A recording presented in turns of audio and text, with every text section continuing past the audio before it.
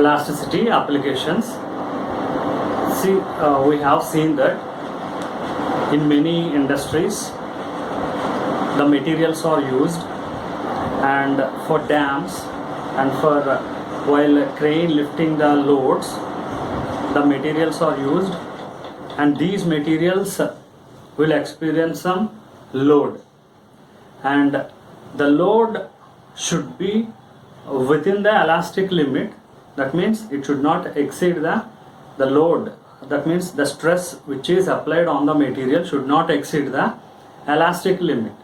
If it exceeds the elastic limit, definitely there will be a deformation, and due to the deformation, if the load exceeds further, then there will be a breakage of the material. In industries also we may see a lot of materials which had some application of the load. Due to the load application, if it is within the elastic limit, so one who is maintaining all these materials in the industries should have the knowledge of elasticity, elastic limit, or yield point. So they have to see the yield point of the material, and basing upon the yield point of the material, they have to plan the further loads which have been and in the same way for bridges also, while constructing a bridge, the engineer should have the knowledge of this elastic limit and the yield point of the material which they are applying further. So here, if we know that the load or the force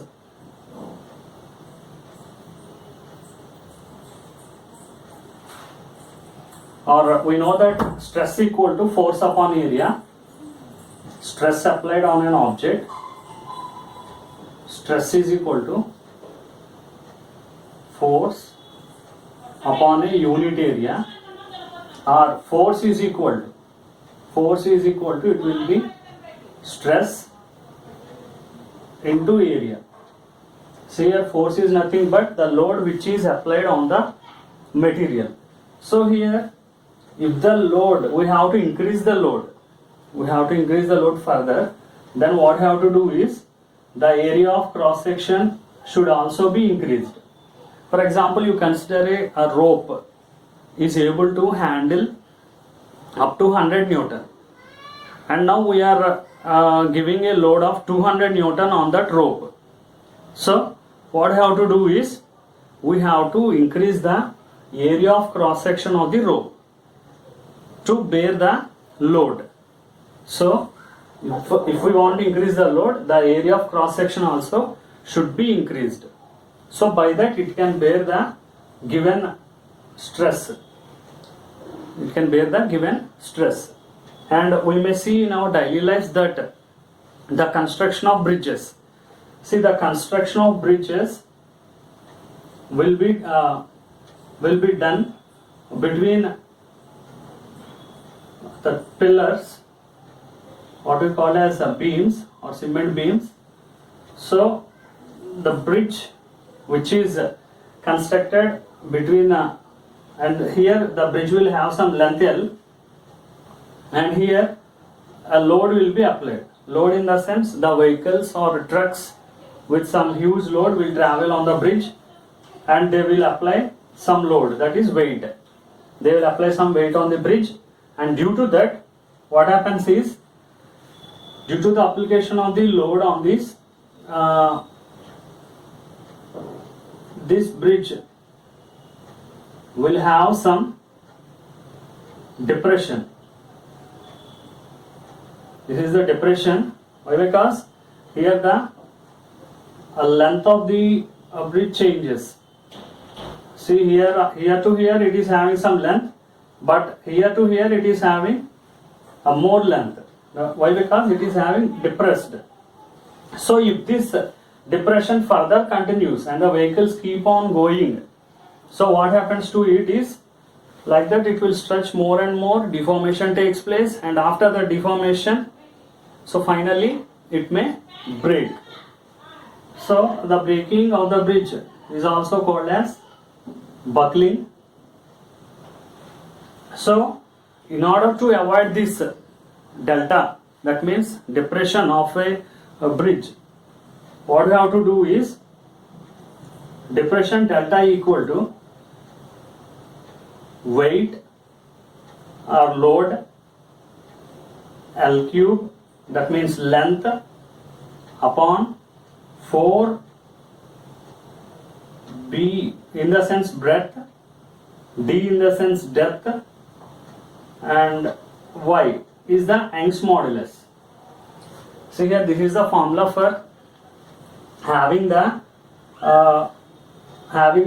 stability or not having with this depression. To avoid this depression, the length of the bridge, that means between the beams, cement beams, the length should be decreased. The length should be decreased, and these three quantities should increase.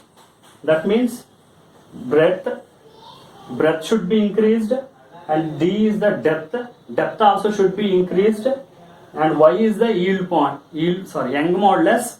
The Young modulus of the materials also should increase. So if we increase these three, and this will be reduced. These two are inversely proportional and this is directly proportional. That means if the length between these two pillars increases, then this depression also will increase. This is the depression also will increase. If the length decreases, the depression also will decrease, and by increasing these three, breadth of the bridge and depth for the bridge and Young modulus of the material which is used, if we increase these three, we can minimize this depression. So if we observe some bridges, the channels are in the shape of like this, like I-shaped. So these I-shaped materials or channels, what they have is, see, the depth is more further and breadth is also more further, and they will use the material that which is having the highest Young modulus, and by this the bridge will be very stable and it will last long, even though if they are enormous vehicles with huge load travel on the bridge also, by basing upon that they will plan like this. So due to this shape, not only for bridges, if you observe the track of the train is also in the shape of this I, and in some places we can for flyovers we may observe this Y shape also. These pillars will be in this Y shape. So by that the breadth increases and this depth also will increase. So due to that they are able to bear a huge amount of load, and the material they are using also will have with the high Young modulus. See here, initially we have discussed that if the area increased, then the material can bear a lot amount of load. In the same way, to avoid this depression, so this depression, due to this depression, what happened to the bridge? The bridge may be damaged and it may break also. First it will elongate like this and deformation takes place. It will cross the yield point. After crossing the yield point, still if the load continue on that continuously, then it will break. So to avoid that, the channels are prepared in this way, and for the channels these two are more, B is more and D is more, and Young modulus of the material used for these materials are also more. So we can reduce this. By reducing that, the bridge or a railway track or any buildings, if you consider buildings also, the pillars or beams of the buildings will be in a shape of like this I. So due to that, or I or Y, so due to that they will last for a long time.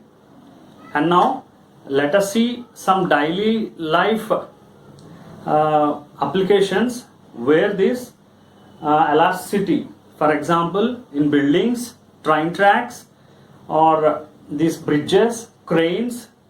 Cranes also will lift a lot of load. So in all these, let us have a look of these applications in daily life.